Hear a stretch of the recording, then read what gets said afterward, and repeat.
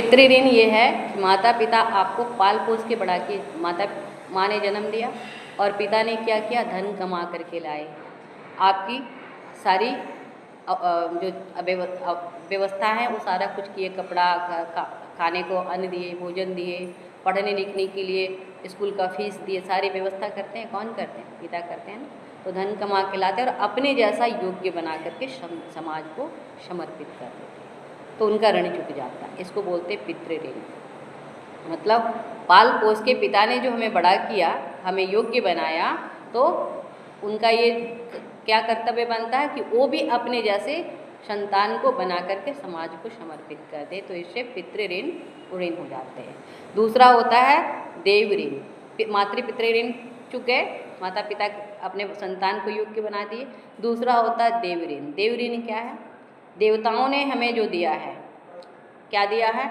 ये सारे वनस्पतियाँ, जल, वायु, ये सब कौन दे रहे हैं? ऑक्सीजन चाहिए ना श्वास लेने के लिए, तो ऑक्सीजन कौन देता है? वायु देवता, है ना। वायु, जल देवता, वरुण देवता देते हैं जल, और भोजन वगैरह, अन्न वगैरह कौन पुष्ट करते हैं? चंद्रमा करते हैं। सूर्य देव का भी हम पर ऋण है, जो हमें ऊर्जा देते हैं, है ना। तो ये देवता देव ऋण है, इनके भी ऋण है। अब उनको चुकाने के लिए हमें क्या करना चाहिए? तो उनके योग्य काम करना चाहिए, उन्हें रोज नमन करना चाहिए, प्रणाम करना चाहिए, यज्ञ करना चाहिए, हवन करना चाहिए। इससे क्या होता है? देव ऋण चुक जाते हैं। और तीसरा है ऋषि ऋण। ऋषि ऋण क्या है?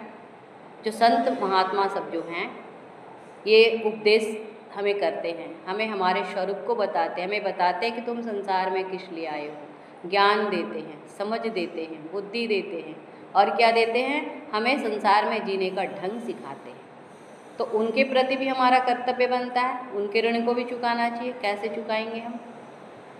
पता है कैसे चुकाएंगे? उनके आदेशों का पालन करके, उनका सेवा करके, और उन्होंने जो ये पुस्तक वगैरह जो बनाए हैं, उनका प्रचार प्रसार करना। पहले तो खुद पठन करना और पठन पाठन करना। पहले तो खुद पढ़ना, फिर दूसरे को भी पढ़ाना। उससे क्या होता है? उनके प्रति हमारा ये ऋण चुक जाता है। तो 3 ऋण होते हैं, ये 3 ऋण चुकाना चाहिए। तो ये बोलते हैं व्यास जी अपने पुत्र से कि पुत्र, अभी तुम पर 3 ऋण है, जन्म लेते हो जा रहे हैं ना, तो बोलते हैं अभी तुम पर 3 ऋण है, बिना ऋण चुकाए तुम ऋण कैसे हो सकते हो, कैसे तुम जंगल चले जाओगे? तो उन्होंने क्या जवाब दिया?